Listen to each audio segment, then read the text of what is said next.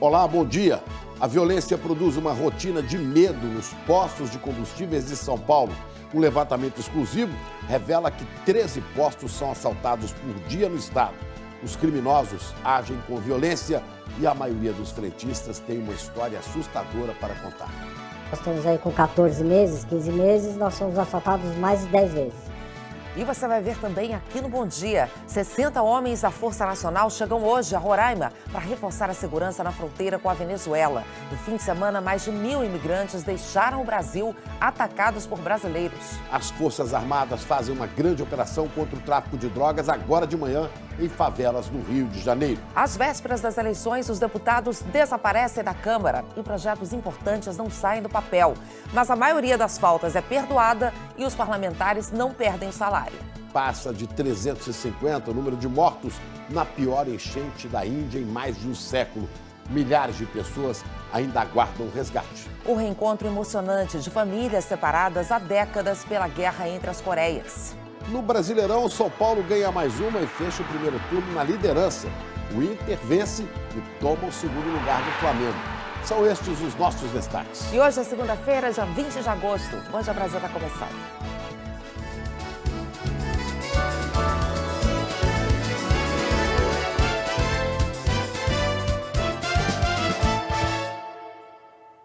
Nós começamos o Bom Dia Brasil com notícias agora de manhã do Rio de Janeiro. Mais de 4.000 militares das Forças Armadas participam de uma operação no conjunto de favelas da Maré, da Penha e do Alemão, na zona norte da cidade. Vamos então direto ter as primeiras informações ao vivo sobre essa operação com o repórter Edivaldo Dondossola. Oi, Edivaldo, bom dia. Oi, Ana, Chico, bom dia para vocês e para todos. Essa operação acontece em 3 complexos de favelas aqui do Rio de Janeiro, no Alemão, na Maré e na Penha.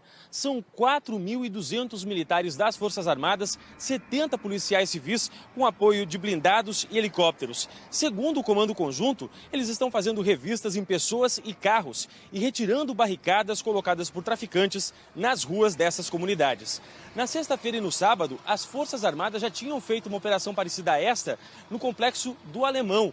Até agora, não há informações sobre prisões, apreensões ou feridos. Essa operação de hoje acontece em uma área onde moram mais de 500 mil pessoas. Os militares estão distribuindo panfletos pedindo ajuda dos moradores para denunciar a presença de criminosos nessas comunidades. Chico, Ana. Obrigado, Edivaldo. E ainda a notícia da manhã, uma perseguição policial terminou com 4 bandidos mortos, agora numa região movimentada de Niterói, região metropolitana do Rio. A polícia perseguiu esses 2 carros brancos aí e trocou tiros com os bandidos. 4 criminosos morreram no local e 2 foram levados para o hospital. Um policial ficou ferido. Tudo isso na subida da ponte Rio-Niterói, no sentido Rio. 4 fuzis, pistolas e uma granada foram apreendidos.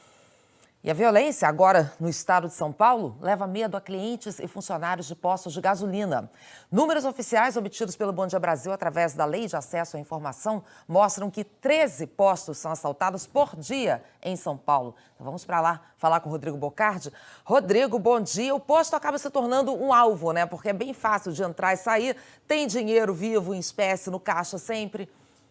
Ana, um bom dia para você, para o Chico, um bom dia a todos. É verdade que cada vez menos dinheiro, né, com essa história de caixa, de cartão e tudo mais, mas ainda tem. E tem também o fator de os postos ficarem abertos durante a madrugada, o que acaba facilitando. Vamos ver a reportagem do Alan Severiano.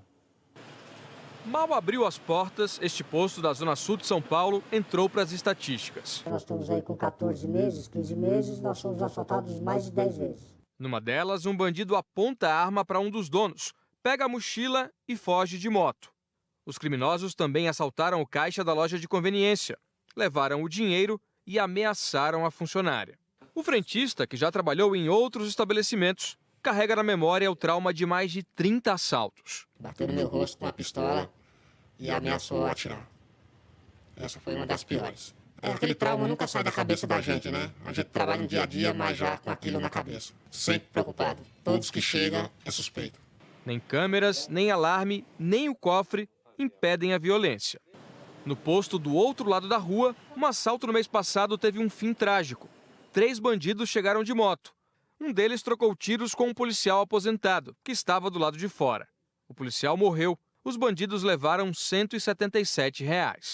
A gente fica frustrado no dia a dia de estar trabalhando e ter um movimento roubado, de ter a nossa vida em risco e não ter muito o que fazer. Números oficiais obtidos pelo Bom Dia Brasil através da Lei de Acesso à Informação mostram que os postos estão entre os principais alvos dos bandidos. No estado de São Paulo, a cada dia, são registrados 13 roubos e furtos de postos de gasolina. A média se mantém desde o ano passado. Foram 4.802 crimes assim em 2017, 2.477 no primeiro semestre deste ano. Fácil você chegar, fácil você sair. Muitos deles ficam abertos 24 horas, ou pelo menos uma parte deles fica aberta 24 horas.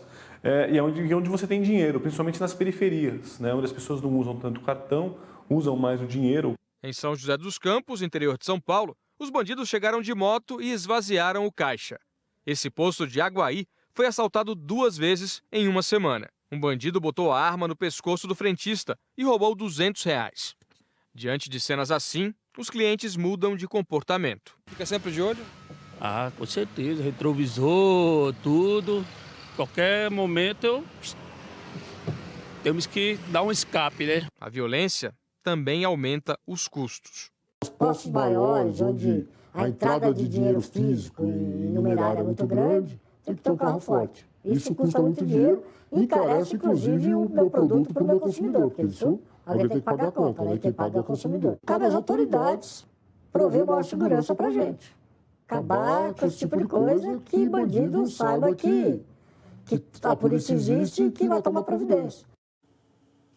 Em nota, a Secretaria de Segurança Pública de São Paulo diz que ações integradas das polícias militar e civil resultaram na queda de 17% nos roubos a postos de gasolinas no estado. Isso no primeiro semestre de 2018, em comparação com o ano anterior. Chico e Ana. Mas o número ainda é muito grande, né, Rodrigo? 13 por dia, não é pouca coisa, não. Obrigado. Uma explosão durante a madrugada assustou moradores da região onde fica a Replan, a refinaria da Petrobras em Paulínia, região de Campinas, interior de São Paulo.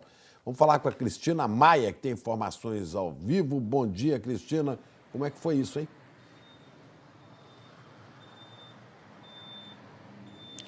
Bom dia, Chico. Ana, olha, foi um susto danado, viu? Os bombeiros contaram que a explosão foi numa caldeira de destilação e craqueamento. Nesse momento, eles estão lá dentro fazendo o rescaldo, não só os bombeiros, mas também as equipes de combate a incêndio da refinaria. Não há mais riscos de propagação, não há mais risco de novas explosões, de acordo com o que eles passaram. Essas chamas que vocês veem nas chaminés são a produção sendo queimada, né, o combustível sendo queimado, para evitar novas explosões. A explosão aconteceu por volta de 1h da manhã. Moradores contaram pra gente que primeiro ouviram uma grande explosão e na sequência outros 3 estouros menores que chegaram a tremer o chão. E aí a preocupação é muito grande, que além da Replan ser a maior refinaria do Brasil, ela também está interligada por dutos a várias outras distribuidoras que ficam aqui perto. Então realmente o susto é muito grande. A refinaria diz que não sabe ainda o que causou esse incêndio, que teria causado essa explosão. Vai criar uma comissão justamente para avaliar isso e suspendeu a produção para evitar novos riscos de explosões. Caminhões entram e saem daqui, a gente acredita que estão fazendo carregamento, não foi dado oficialmente essa informação e a gente não sabe também como é que se vai ou não ser comprometida a produção de petróleo, viu, Chico e Ana? Vamos acompanhar. Obrigada, Cristina. A gente fala agora da crise na fronteira do Brasil com a Venezuela, depois dos ataques de brasileiros a imigrantes no fim de semana em Roraima. Vamos direto então para Pacaraima. O repórter Robson Moreira está por lá e tem as informações para a gente. Robson, bom dia. 60 homens da Força Nacional de Segurança devem chegar hoje por aí para reforçar a segurança na fronteira. Exatamente. Muito bom dia, Ana, Chico, bom dia a todos. O Itamaraty informou que os 60 homens da Força Nacional de Segurança que embarcam hoje vão se juntar a outros 31 militares que já atuam aqui em Roraima. Ao todo serão 120 homens, 60 serão enviados hoje e outros 60 em uma data posterior que ainda não foi divulgada. O fato é que a segurança passou a ser prioridade aqui na fronteira após os ataques do último fim de semana. Agora pela manhã a situação é bem mais tranquila aqui em Pacaraima, na fronteira com a Venezuela. Os moradores ainda temem uma possível retaliação dos venezuelanos que voltaram para a Venezuela durante a confusão do último sábado. Por isso o clima ainda é de tensão por aqui, apesar dessa tranquilidade. Essa crise mobilizou o governo federal no último fim de semana. O repórter Marcos Lozecan acompanhou as negociações no domingo, como a gente confere agora na reportagem. Nesse domingo, em Pacaraima, no extremo norte do estado de Roraima, o posto de triagem e atendimento aos estrangeiros atendeu cerca de 500 venezuelanos que entraram no Brasil. Alguns são parte dos 1.200 que tinham sido obrigados a voltar para a Venezuela por causa do conflito de sábado. Depois que um comerciante foi assaltado e agredido, supostamente por 4 venezuelanos, alguns moradores de Pacaraima destruíram acampamentos, queimaram documentos e expulsaram imigrantes. Com isso, aumentou ainda mais a fuga para outros vizinhos da Venezuela. Na fronteira com a Colômbia e também o Equador, muitos venezuelanos esperam pela permissão para passar. A ONU calcula que desde junho, 2.300.000 pessoas deixaram a Venezuela rumo à Colômbia, Equador, Peru e Brasil. Em Brasília, o conflito fez acender o sinal amarelo. Uma reunião com ministros foi convocada pelo presidente Michel Temer para discutir a crise e avaliar as medidas que já foram e que ainda podem ser tomadas pelo governo federal na fronteira com a Venezuela. A presidência da República soltou uma nota informando que tem tomado providências que já custaram mais de 200 milhões de reais. Controle e triagem de fronteiras, transporte para outros estados, atendimento humanitário, envio de 36 voluntários da área da saúde e aumento do contingente da Força Nacional. O governo afirma que está comprometido com a proteção de brasileiros e venezuelanos e que tem condições de empregar as Forças Armadas para a garantia da lei e da ordem na fronteira, iniciativa que depende de solicitação expressa da governadora de Roraima. O governo federal adotou 2 linhas de ação. Em primeiro lugar, ampliar a assistência social a Roraima e os migrantes. Em segundo lugar, visando garantir a segurança de todos aqueles que moram e que vivem no estado de Roraima, nós estamos disponibilizando 120 homens e mulheres da Força Nacional de Segurança. A Ordem dos Advogados do Brasil se manifestou sobre a situação na fronteira.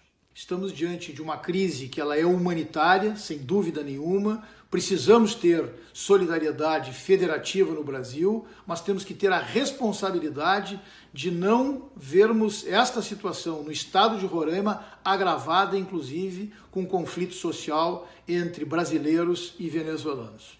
Caracas e Brasília estão em contato permanente. O governo da Venezuela pediu às autoridades brasileiras que garantam a integridade das famílias venezuelanas.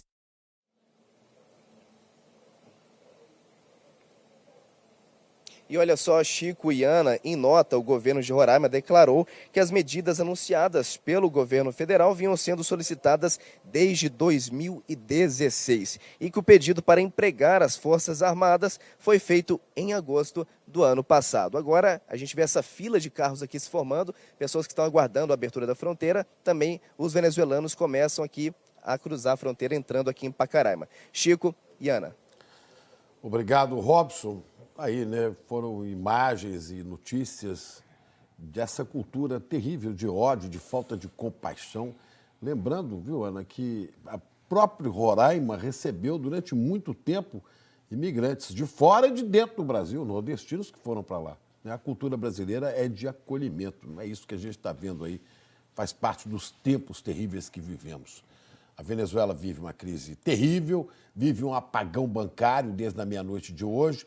O governo venezuelano cortou 5 zeros da moeda, decretou feriado bancário hoje e não é possível nem sacar dinheiro, nem nos caixas eletrônicos do país. A medida faz parte de um pacote econômico polêmico que criou uma nova moeda, o Bolívar Soberano, e alterou também o sistema de câmbio e o preço dos combustíveis. O governo de Nicolás Maduro tenta conter a hiperinflação, que deve chegar a 1.000.000% na Venezuela, é a maior inflação do mundo. Aqui no Brasil, o pagamento das cotas do PIS/PASEP para quem trabalhou entre 1971 e 1988 está causando dúvidas. Tem muita gente enfrentando fila para saber se tem direito e quanto vai receber. Nas agências da Caixa, muita fila e muita gente sem saber que cota é essa do PIS. Estou na dúvida ainda, por isso que estou aqui para esclarecer mais sobre isso. As cotas são créditos que patrões tiveram que depositar no fundo PIS/PASEP de seus empregados entre 1971 e 1988. Quem trabalhou nesse período em empresa privada e tem cadastro no PIS antes de outubro de 1988 pode ter cota para sacar. Se o trabalhador já tiver morrido, os herdeiros têm direito ao dinheiro. Será que tem um dinheirinho para receber? Tomara, que eu estou construindo, saindo do aluguel, aí para mim poder andar mais depressa e passar para minha casa. Dona Renilda pode estar entre os mais de 20 milhões de brasileiros beneficiados. Em Goiânia, muita gente encarou a fila para tentar garantir o dinheiro na conta. A moça pegou a senha 180 e ainda estava na 136. Gente que está chegando e está desistindo. Nem a abertura mais cedo das agências aliviou o movimento no Recife. É muita gente aqui, né, rapaz, para saber isso aí, né? Aí tem que ter paciência, né? Eu tive, aí a bondade agora foi ótimo. Mas não precisa ir até a agência para saber se tem dinheiro para sacar. Basta conferir antes no site da Caixa. Aqui nos caixas eletrônicos também dá para fazer todo o processo. Quem tem conta corrente na Caixa ou este cartão aqui, o cartão cidadão, consegue consultar se tem direito às cotas e também sacar até R$ 1.500. Valor maior que esse só na boca do caixa. Para a maioria das pessoas, o dinheiro pode ser sacado até 28 de setembro. Não há preocupação de prazo para os aposentados, aquelas pessoas, os herdeiros dos falecidos e os maiores de 60 anos. Essa a qualquer tempo eles podem procurar a Caixa. O Odimar está desempregado e teve uma boa surpresa quando foi conferir a conta. Tirou o extrato e veio ali uns numerozinhos abençoados. Eu não acreditei não, mas depois eu vi que é verdade. Digitei de novo. E em Brasília, apesar de deputados e senadores terem voltado ao trabalho, a fila de projetos na pauta não anda. Os parlamentares estão em campanha e só na Câmara 60% das faltas foram perdoadas desde o começo do ano. Com o abono, os deputados ganham sem trabalhar. Juliana Morrone, bom dia para você. Bom dia, Chico. E contando, bom dia para a Ana também. Olha, ainda tem mais 192 pedidos de abonos de faltas que ainda não foram analisados. Nos primeiros 5 meses do ano, o número de pedidos de abono já equivalia a 11 vezes mais do que o registrado no mesmo período de 2017.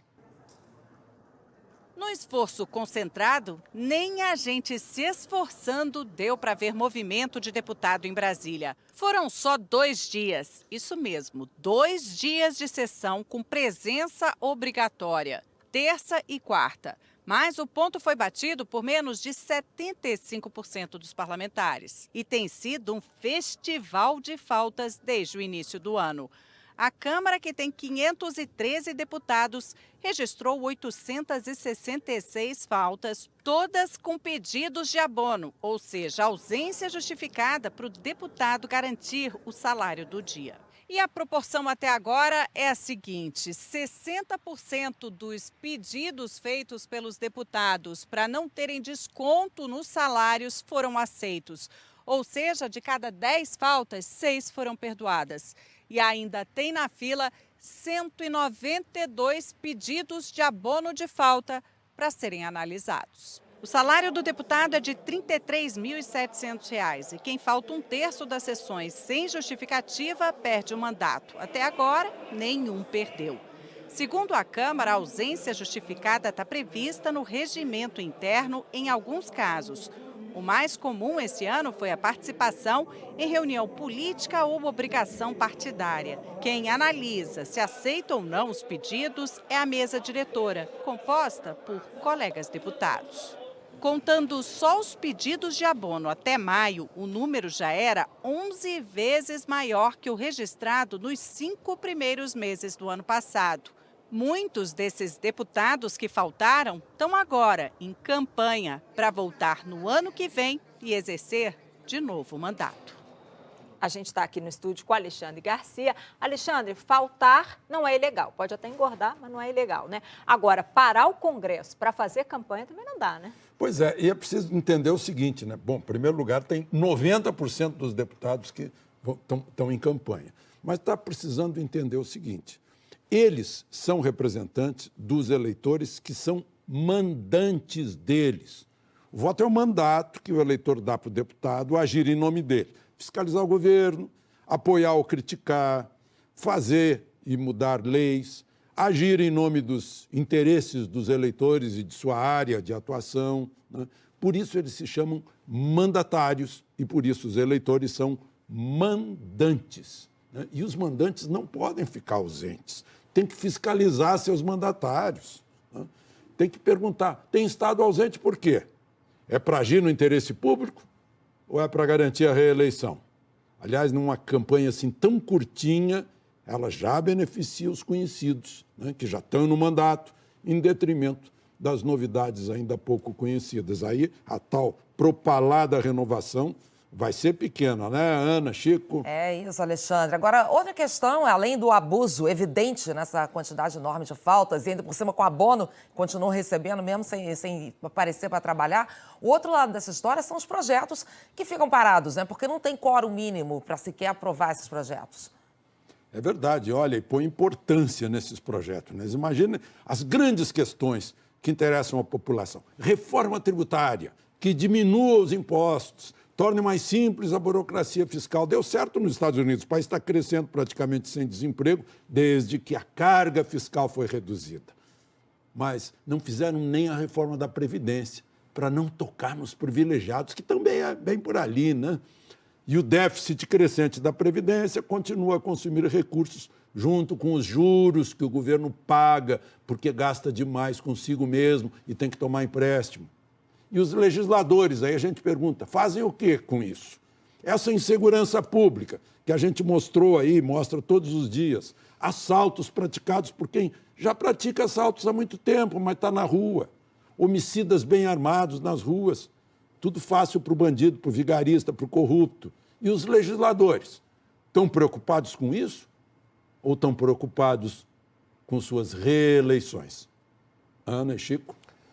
Obrigado, Alexandre. E agora vamos falar com o nosso correspondente na Ásia, o Carlos Gil, que tem informações sobre o reencontro emocionante de famílias coreanas que foram separadas há décadas pela guerra. Boa noite aí em Tóquio para você, Carlos Gil. Oi, Chico, bom dia para você, bom dia para Ana Paula. A gente vai ver daqui a pouquinho imagens realmente muito emocionantes que comoveram toda a Ásia, acho que todo mundo, né? Porque entre os mais de 50 mil coreanos que tentam rever parentes, se inscreveram no programa para isso, apenas 89 famílias foram sorteadas para esse encontro realizado hoje, num hotel da Coreia do Norte. As reuniões vinham acontecendo desde o ano 2000, mas como as relações entre as duas Coreias pioraram por causa dos testes nucleares promovidos pelo Norte, fazia 3 anos que ninguém era autorizado a visitar pai, mãe, filhos, irmãos, quem quer que tenha ficado do outro lado da fronteira na época da guerra. A guerra na Península Coreana durou de 1950 a 1953, mas nunca houve um tratado de paz assinado formalmente. Durante 3 dias será possível tentar matar um pouco da saudade de gente que está separada há pelo menos 65 anos. As autoridades norte-coreanas supervisionam o encontro, todas as conversas, e o tempo também é limitado. Há quem tenha levado roupas, remédios, comida ou apenas uma fotografia antiga. A imagem congelada no tempo para tentar lembrar. Muitos não seguraram a emoção. A visita de hoje foi acordada entre as duas Coreias em abril deste ano. A Coreia do Sul quer ampliar o número de sorteados para essas reuniões. Já a Coreia do Norte não quer perder o controle sobre o que vai acontecer. E esse é mais um obstáculo para uma paz e uma reunificação definitivas. Mas momentos como os de hoje dão esperança ao povo coreano e a todos nós de que esse dia há de chegar. E quem chegou às áreas isoladas pelas fortes chuvas dos últimos dias foi o exército da Índia. 370 pessoas morreram só no estado de Kerala, no sul do país, a maioria vítima de deslizamentos. E 22 mil pessoas foram resgatadas só de ontem para hoje. O estado vive as piores enchentes em quase 100 anos. Em agosto, já choveu mais que o dobro do previsto para essa época do ano. O desafio agora é levar água e comida a mais de 700 mil pessoas que estão desabrigadas. E as autoridades estão preocupadas, é claro, com o risco de epidemias. Mas se há algo bom nisso tudo, é que as autoridades meteorológicas da Índia dizem que o pior já passou, ou seja, nos próximos dias as chuvas vão diminuir. Chico e Ana. Ok, obrigada, Gil. Até a próxima. E falando agora do tempo por aqui, vamos saber da previsão com a Jaqueline Brasil. Oi, Jaqueline, bom dia. Parece que o frio e a chuva estão indo embora aqui do Sudeste, é isso mesmo?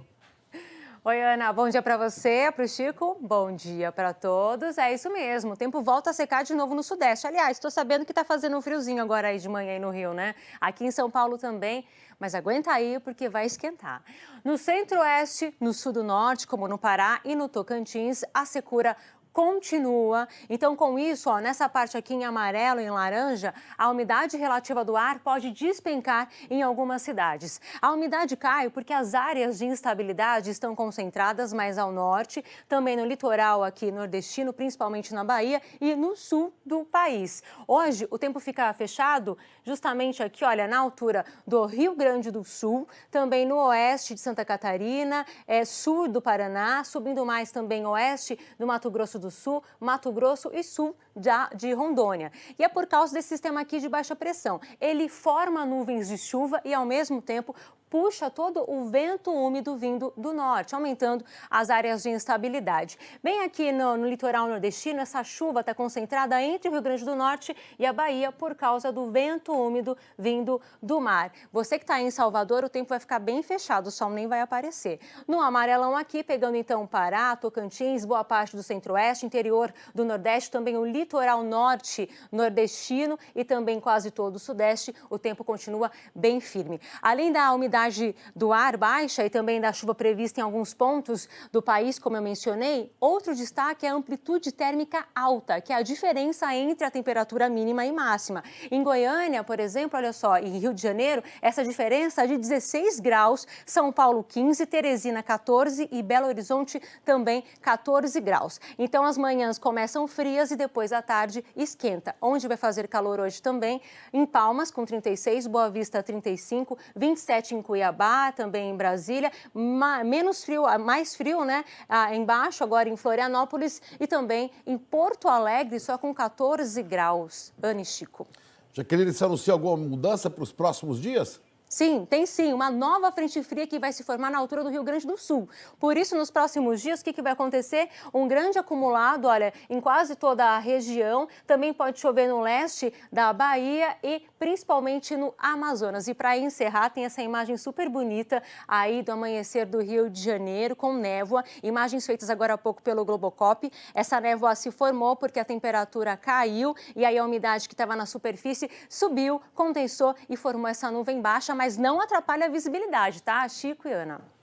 Ok, obrigado, Jaqueline. E chegou a hora do esporte, quem está conosco aqui hoje é o Eric Faria. Bom dia, Eric. Oi, Chico, bom dia, Ana, bom dia para todo mundo, bom estar aqui com vocês. São Paulo embalou, fechou o primeiro turno na liderança, né? Pois é, você vê uma campanha espetacular depois da Copa do Mundo, em 7 jogos ganhou 6, só perdeu uma, deu essa arrancada, somou 41 pontos, olha que incrível.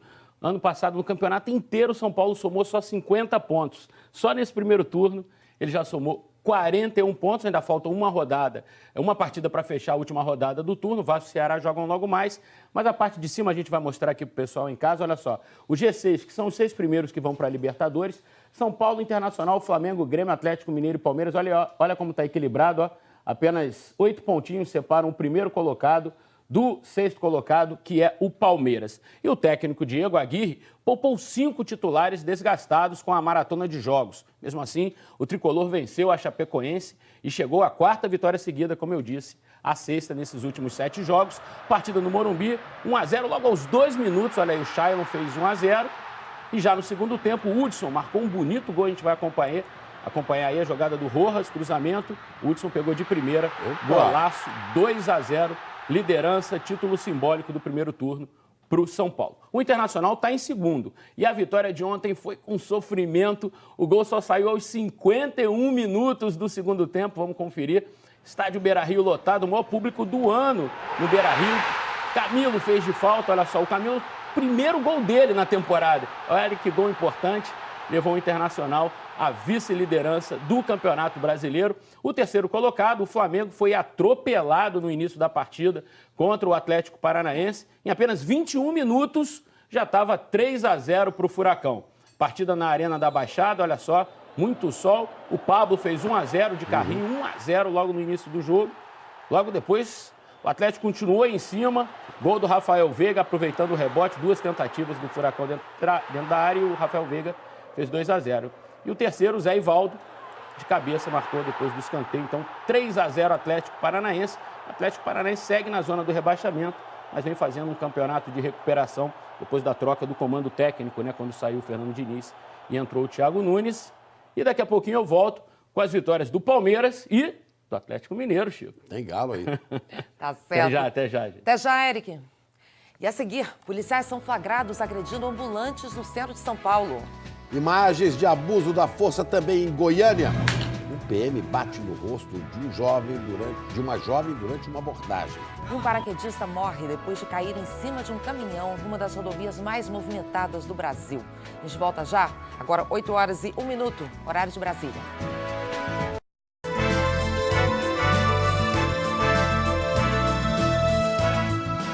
Um vídeo gravado na madrugada de ontem mostra PMs de São Paulo batendo em vendedores ambulantes com socos, chutes, golpes de cacetete. Isso aconteceu durante uma ação que seria de rotina ali para reprimir o comércio ilegal numa região boêmia da cidade de São Paulo. E aí, Rodrigo, vê essa reação completamente descabida, exagerada. Olha, Ana, a gravação foi feita por uma testemunha que ficou, obviamente, chocada com a cena. O Gabriel Prado, ele está lá no local da agressão. Vamos conversar com ele ao vivo. Tem mais detalhes deste caso. Um bom dia para você. Tudo bem, Rodrigo? Bom dia. A agressão ocorreu na madrugada de sábado para o domingo, nessa esquina, que fica aqui no bairro da Bela Vista. É um bairro que aos finais de semana se transforma num bairro boêmio, principalmente no eixo da famosa Rua Augusta. O Eduardo Agostinho vai mostrar para a gente. Esse quarteirão que agora está cheio de carro, fica cheio de gente. Essas pessoas fecham as ruas, colocam som alto, isso se transforma numa balada a céu aberto. E aí foi como começou o problema. Onde tem bebida, tem ambulante. Os ambulantes vêm aqui com os carrinhos, vendem os produtos. E esse ambulante, chamado aqui pelos moradores de Jorginho, ele foi flagrado por uma blitz onde havia PMs. E aí foi onde tudo começou, como a gente vai acompanhar agora no vídeo. Você tá falando do quê? Seu cala a boca, sua fora por você! Seu no comando militar você não entendeu! Seu não serviu nenhuma das forças! Quem tá falando pra mim? Seu cala a sua boca! Pois é, Rodrigo, agora de manhã, eu e o Eduardo Agostinho, repórter cinematográfico, a gente conseguiu localizar esse ambulante, chamado pelos moradores de Jorginho. Ele explicou como tudo começou e disse que não é a primeira vez que ele é hostilizado. A gente estava ali na esquina, eu e o meu companheiro trabalhando, né? Era umas 2 horas da madrugada. Tinha uma base comunitária nesse local e a polícia abordou a gente na esquina e trouxe a gente até aqui. Já começou a agressão. Entendeu? É isso que eu não entendi. Nesses 8 meses, últimos 8 meses, pedi 16 carrinhos. Entendeu? Você fez boletim de ocorrência? Não. Pois é, Rodrigo, é isso. Conversando aqui com moradores, todo mundo fala que a rua fica sempre cheia de gente, com muito ambulante, sempre tem fiscalização. E no último sábado, na madrugada de sábado para o domingo, aconteceu isso que a gente acabou de ver. Rodrigo. Obrigado, viu, Gabriel, pelas informações. A Corregedoria da Polícia afirma que analisou as imagens e que concluiu que houve abuso e agressões indevidas por parte dos PMs. A Polícia Militar informou por meio de nota que não compactua com esse tipo de desvio de conduta e que vai apurar aí a ocorrência. Ana e Chico. Abuso de conduta e uma atitude covarde, né? Porque o sujeito não tem como se defender numa situação dessa. Mas não é só aí não, Rodrigo. A gente mostra mais um caso em que um PM foi flagrado abusando da força, dessa vez em Goiânia. Uma jovem levou tapas no rosto durante essa abordagem. Tudo gravado com um celular. O vídeo foi gravado durante uma abordagem na madrugada de sexta-feira, no centro de Goiânia. A imagem mostra a jovem com as mãos para trás falando com o policial. Segundos depois, o PM dá um tapa no rosto dela. Eles discutem e a jovem é agredida outra vez. Cala a boca! A mulher, que prefere não se identificar, contou para nossa equipe que estava lanchando com amigos e, na hora de ir embora, houve um mal-entendido.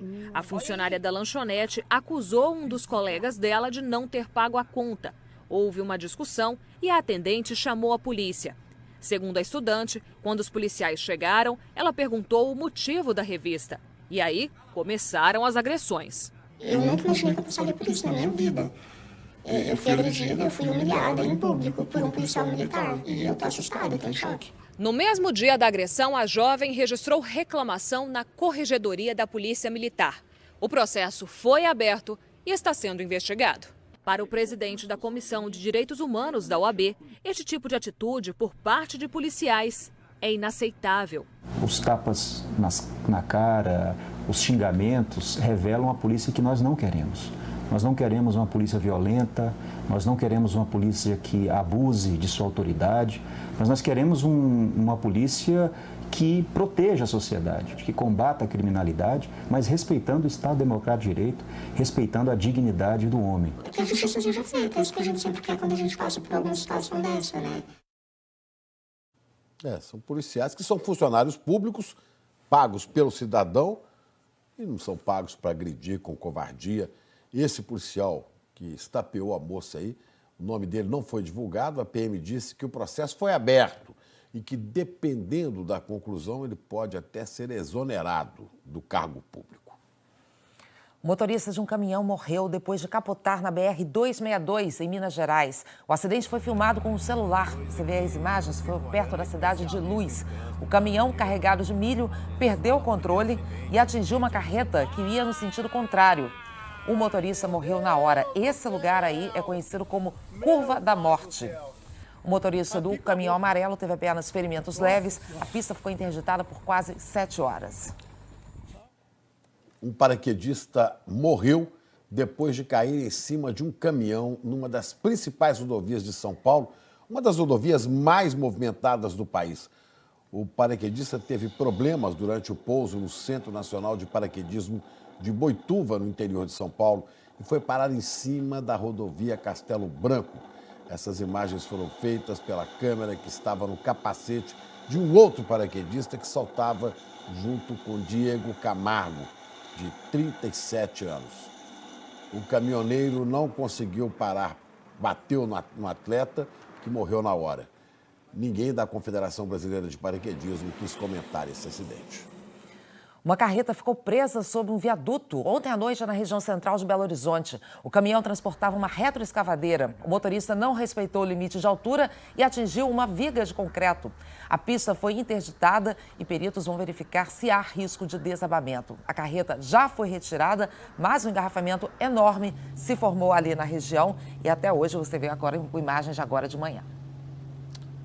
E você vai ver daqui a pouco uma falha no sistema da ANTT atrasa entregas e causa prejuízo pelo Brasil. A cada minuto, um motorista é multado nas estradas brasileiras por dirigir sem ligar o farol. E tem a invenção de pesquisadores brasileiros que dispensa o gás e usa o sol para preparar a comida. Você vai ver já já. Agora são 8h11, hora de Brasília.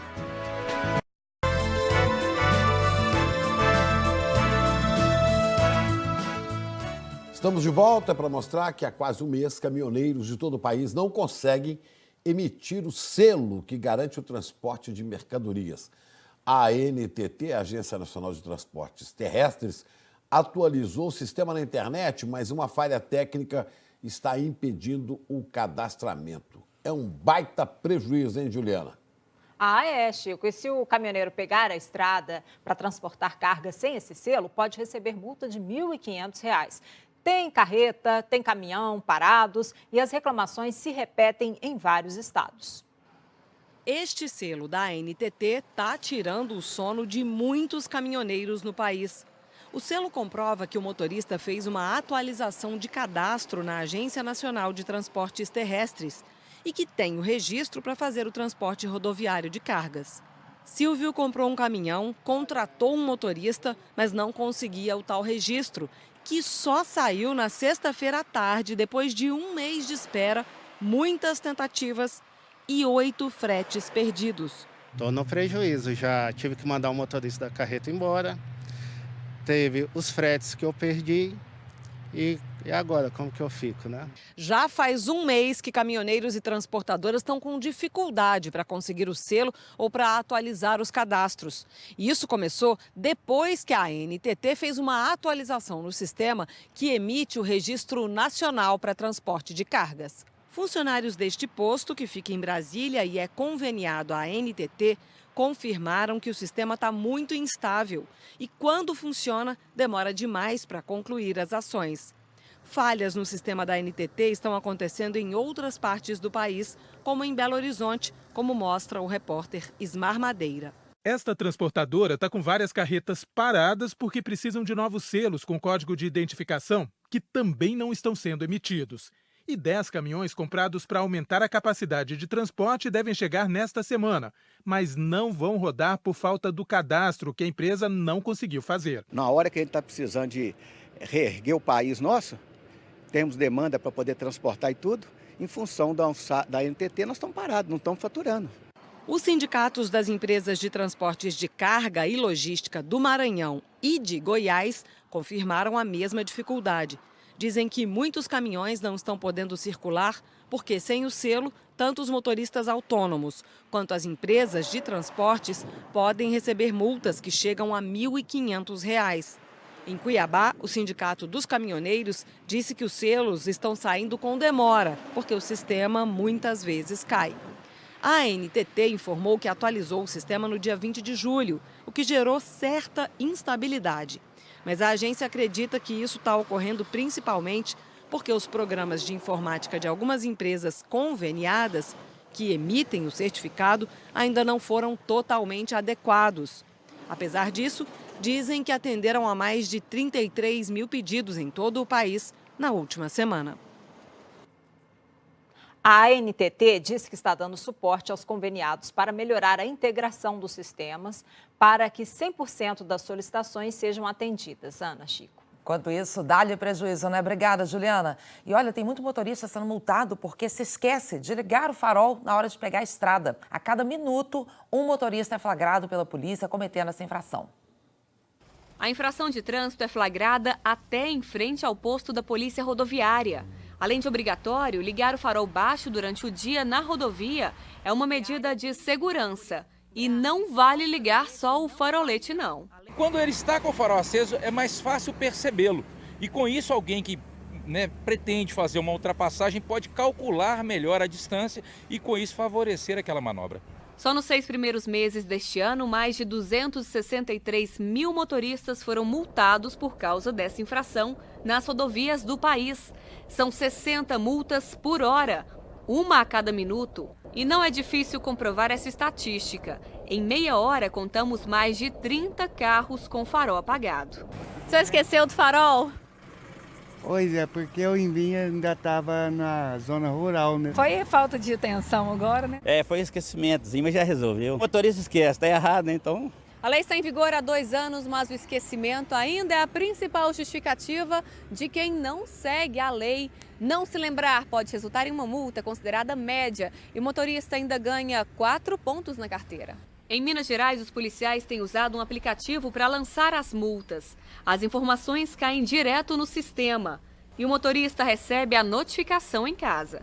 Quando em patrulhamento o militar depara com o veículo na mão contrária e ele visualiza que o veículo está com o farol apagado, ele já pode sim lavrar o auto sem que haja abordagem. A medida pode ser positiva, mas vários países não a utilizam, é controvertida, às vezes parece até pegadinha, né, de multas. O que está faltando também é multar aquelas autoridades que não sinalizam. Devia haver sinalização para quem entra na estrada se lembrar desse detalhe. Esqueceu de acender os faróis? Muitas pessoas são distraídas e não percebem isso. Quem não entrou numa estrada sem acender o farol até agora? E que Brasil você quer para o futuro, hein?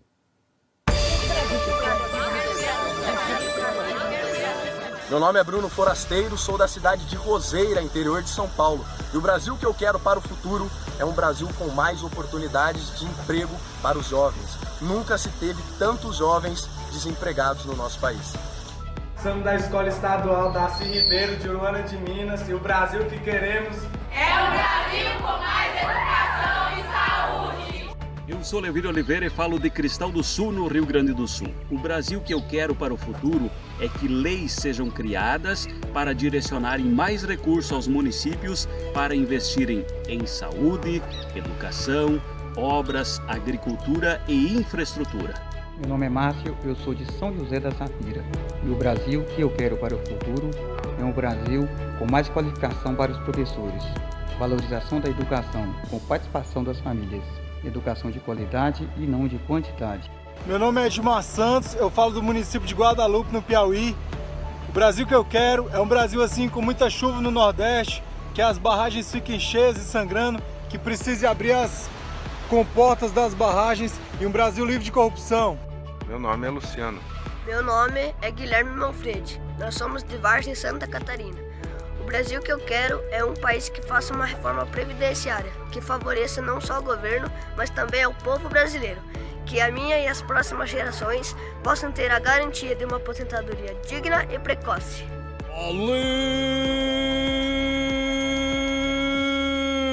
Brasil! Alô, meus amigos, aqui é Gilberto Reis, estou falando diretamente de Maiquinique, estado da Bahia, da pista dos vaqueiros. Eu quero um Brasil cheio de alegria, um Brasil cheio de amor, um Brasil cheio de paz, um Brasil fora a corrupção, um Brasil dos brasileiros.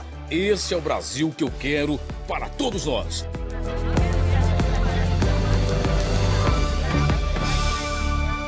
Que vozeirão, hein? Pois é, locutor. Grande Gilberto Reis, de Maiquinique, Bahia. A gente quer esse Brasil, sim, cheio de amor, um Brasil com mais compaixão, com mais tolerância, com mais percepção do outro. As mensagens que você tem visto aqui estão no Globoplay, na nossa página da internet e no site g1.com.br/Brasil, que eu quero tudo junto, onde você encontra também as dicas de como gravar o seu vídeo. A seguir, pela primeira vez no Brasil, uma certidão registra crianças só no nome do pai. E pesquisadores investigam a morte de tartarugas no sul da Bahia. Agora são 8h23, hora de Brasília.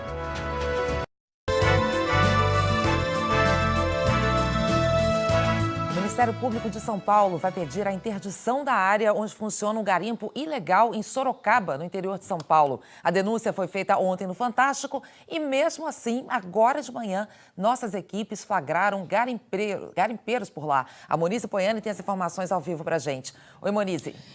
Olá, bom dia, Chico, bom dia, Renata, e a todos que nos acompanham. Pois é, nós estamos na área onde acontece essa exploração irregular e prejudicial à saúde. Entre os garimpeiros estão crianças, jovens e adultos. A nossa equipe chegou aqui por volta das 6 horas da manhã e encontrou 3 pessoas trabalhando no garimpo. A circulação de veículos aqui também é grande, a todo momento tem carro entrando nessa região. Aqui funcionava uma das maiores fábricas de baterias industriais e de automóveis do país, a Saturnia, que declarou falência em 2011. Há 4 meses as pessoas descobriram que nesse local havia metais pesados e começou então a exploração. A busca é por materiais com uma grande quantidade de chumbo. Um toxicologista da USP, Universidade de São Paulo, analisou algumas amostras e também identificou outros metais perigosos como alumínio, cádmio, cromo e arsênio. São metais que entram no nosso organismo pela boca e pelo nariz. Pode aí causar vários problemas de saúde, por isso o Ministério Público pediu então a interdição dessa área, Chico e Ana Paula. Obrigado, Monize.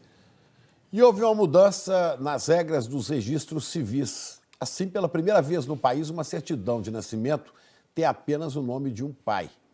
Rodrigo Bocardi, é o direito refletindo a formação das novas famílias. Nesse caso, o óvulo foi de uma doadora anônima, por isso, o nome da mãe não consta na certidão. E o pai sozinho, então, registrou os filhos, né? Esse é um exemplo, né, que temos aqui na reportagem, com 3 conquistas. A primeira, a barriga de aluguel. A segunda, só o nome dele na certidão de nascimento das crianças. E a terceira, os gêmeos. Bela história que a Verusca Donato conta pra gente. Foi a realização de um sonho, 2 crianças para chamá-lo de pai. Um desejo que o Eduardo tinha desde os 17 anos. Há 3, ele chegou a viajar ao Nepal, na Ásia, e ao México, países que tinham leis mais flexíveis para a reprodução assistida. Mesmo assim, não conseguiu ser pai, até que o Conselho Federal de Medicina no Brasil permitiu que Eduardo pudesse usar óvulos de uma doadora anônima e uma outra mulher como barriga de aluguel para ter os próprios filhos. O Vitor e a Júlia nasceram em março. Cada não eu tentava olhar como um fortalecimento para o sim que eu queria chegar. O sonho do Eduardo foi além. Na certidão de nascimento dos filhos, só aparece o nome de um genitor, e é o dele. O país, a legislação, está conseguindo ir de encontro com uma realidade atual, social, e, na medida do possível, fazendo as mudanças que se fazem necessárias para que as coisas aconteçam de fato, né? Esse é o primeiro caso do tipo no estado de São Paulo, em que um homem aparece sozinho na certidão de nascimento. E só foi possível em novembro do ano passado, quando o Conselho Nacional de Justiça, o CNJ, criou uma nova norma. Entre as mudanças, os cartórios agora não precisam mais de uma autorização da Justiça para registrar pais que não sejam os biológicos.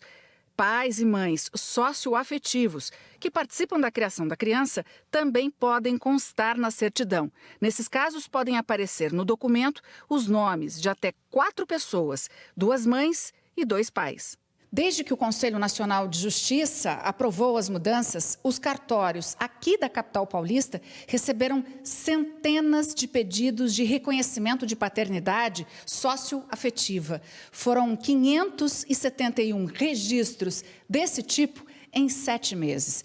Isso equivale a 71 registros em um mês. A maior parte dos casos são crianças que não têm nenhum pai na certidão de nascimento e não chegaram sequer a conhecer o pai biológico, e a mãe encontrou um novo companheiro. Esse companheiro cuida da criança como se fosse pai, ele vem espontaneamente no cartório e reconhece esse filho como filho dele. No Brasil, existem 5,5 milhões de pessoas, segundo o censo escolar, que não tem o registro do pai na certidão. O Cauã era uma delas. Quando ele nasceu, o pai tinha acabado de morrer. A mãe casou de novo e o casal teve a Emily. Mas o Cauã achava esquisito que só na certidão da irmã aparecia o nome do pai e fez um pedido. Eu já estava acostumado com ele, assim, de brincar, fazer coisa. Aí eu pedi para ele. A família foi procurar o cartório para se informar e soube que ali, na mesma hora, podia mudar a certidão do Cauã. O padrasto foi reconhecido como pai. Mudar de nome é uma coisa muito complicada, mexe com tudo, os documentos, tudo. Mas, graças a Deus, foi bem rápido. A gente nem esperava ser tão rápido assim mesmo. E esse pai merece o quê depois que ele fez? O que merece? Um beijo. Um beijo. Por que a gente demora tanto para trazer felicidade, ou não é? O reconhecimento da paternidade ou maternidade socioafetiva é irrevogável e só pode ser desfeito pela justiça em casos de fraude, por exemplo, Chico e Ana Paula. Bacana, Rodrigo. Legal. Até já, viu? Até já. Agora, olha essa novidade. A gente sabe que o preço do gás está subindo, né? Cozinhar está cada vez mais caro, mas pesquisadores da Universidade Federal do Rio Grande do Norte encontraram uma forma mais econômica de preparar os alimentos. Tem jeitão de oficina culinária, mas acredite, é uma atividade do Laboratório de Engenharia da Universidade Federal do Rio Grande do Norte, em Natal. Água fervendo, é hora de colocar um macarrão nessa panela. O arroz nada aqui, o feijão naquela outra. E cozinha rápido. 15 minutos o macarrão, em média, um dia bom de sol, e 20 minutos o arroz. Mas o que o clima tem a ver com isso? Quando um lugar é muito quente, dizem que dá para fritar ovo no asfalto. E o pessoal de Engenharia Mecânica aqui da Universidade Federal do Rio Grande do Norte levou isso tão a sério que criou projetos para aproveitar a energia que vem do sol.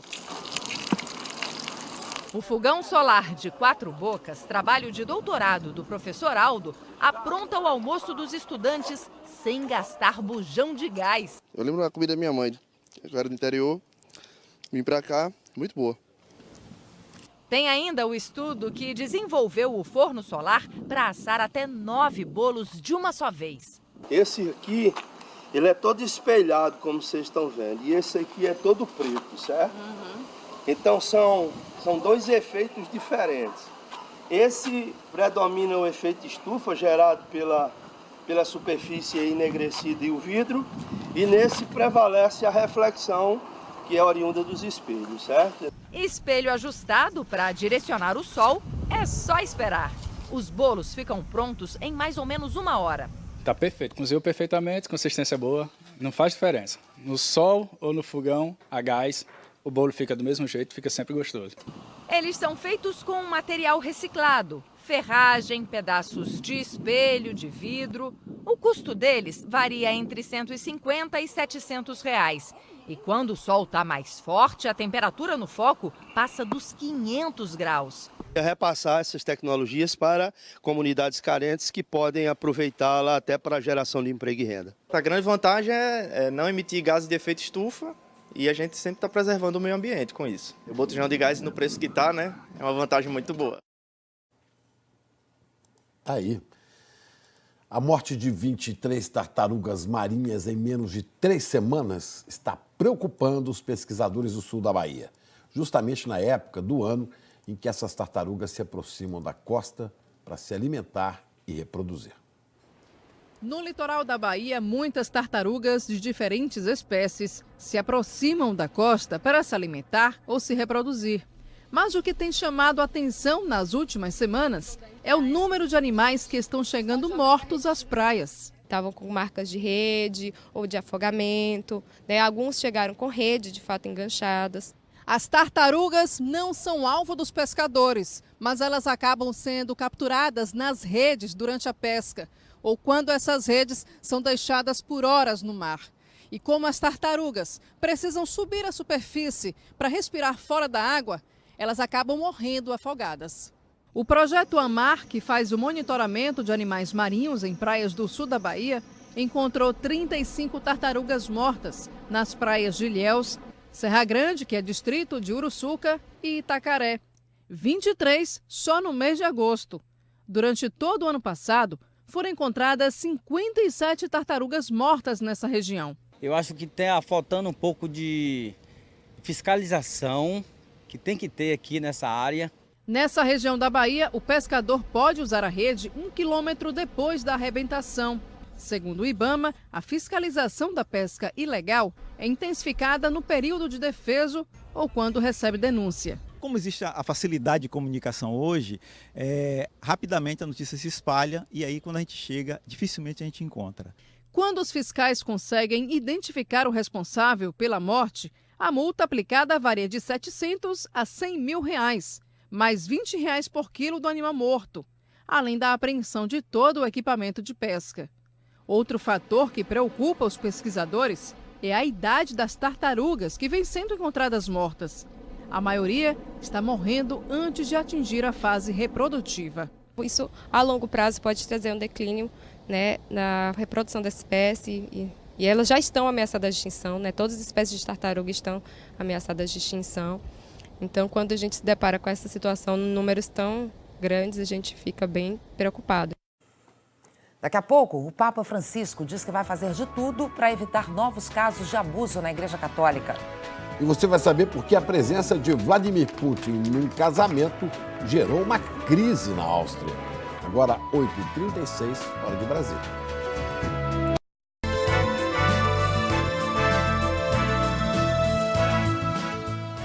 O Papa Francisco divulgou hoje de manhã uma carta sobre os abusos cometidos na Igreja Católica. Vamos falar em Londres com a Cecília Malan. Bom dia, Cecília. O Papa botou o dedo na ferida, hein? O gesto de Francisco não tem precedentes na Igreja Católica, Chico. Na carta destinada ao povo de Deus, Francisco pede ajuda aos fiéis para reverter a cultura de abuso. Prometeu fazer de tudo para evitar novos casos e para que eles não sejam acobertados. O Papa falou em vergonha e arrependimento e reconheceu falhas na prevenção. Francisco ainda citou o escândalo recente nos Estados Unidos que revelou mais de 1.000 casos de abuso contra crianças, praticado por sacerdotes e acobertados por bispos. Depois de 8 anos dependendo da ajuda de credores, a Grécia já pode pegar dinheiro emprestado e financiar a dívida sem ajuda internacional. Mas a austeridade continua e o país ainda tem que pagar empréstimos nas próximas décadas. Nos últimos 8 anos, a Grécia recebeu quase 300 bilhões de euros dos sócios europeus e do Fundo Monetário Internacional. Foi a maior operação de resgate financeiro da história. Para dar certo, o governo adotou medidas de austeridade que provocaram protestos, muitas vezes violentos. Hoje, o país completou com sucesso o 3º programa de resgate. A economia voltou a crescer nos últimos anos, mas ainda está 25% menor do que era antes da crise. E os gregos ainda têm muitos sacrifícios pela frente. Os aposentados, por exemplo, vão sofrer nova redução nos benefícios. A presença do presidente russo Vladimir Putin no casamento de uma ministra austríaca está dando o que falar. Políticos da oposição pressionam pela saída da ministra de Relações Exteriores, Karen Knessel.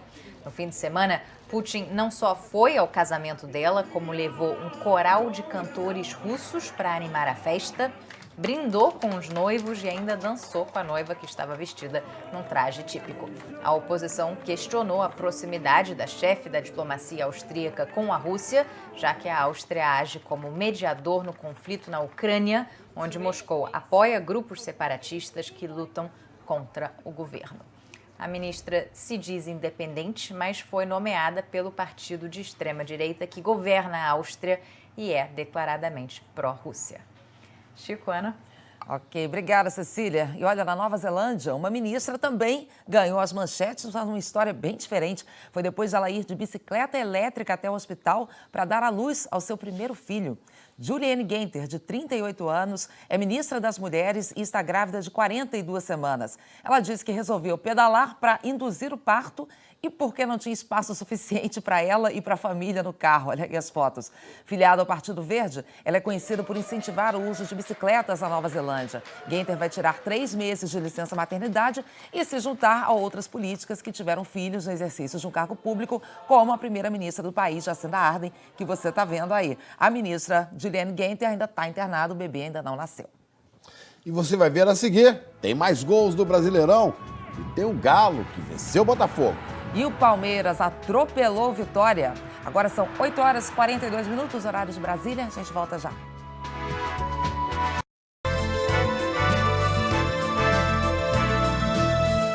Voltamos a falar sobre a operação das Forças Armadas no conjunto de favelas da Maré, da Penha e do Alemão, na zona norte do Rio. O repórter Edivaldo Dodóssola segue acompanhando e tem informações agora sobre mortes que aconteceram durante essa operação, né, Edivaldo? Exatamente, Ana. O Comando Conjunto acaba de confirmar 8 mortes até agora em confrontos no Complexo da Penha, onde desde cedo, desde a madrugada, acontece essa operação das Forças Armadas com apoio